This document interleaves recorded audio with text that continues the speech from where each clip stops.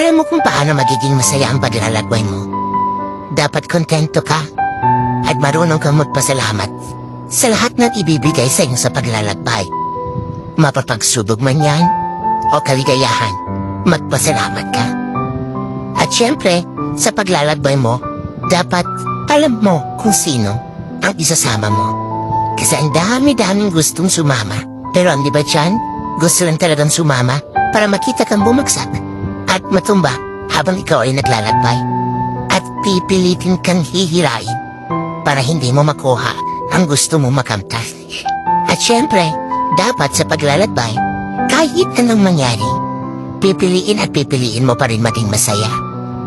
Para at least, darating ang araw, nakamtan mo na ang gusto mo makamtan, naabot mo na ang pangarap mo. Masaya ka at hindi ka magsisisi. Dahil sa proseso pala ng paglalakbay,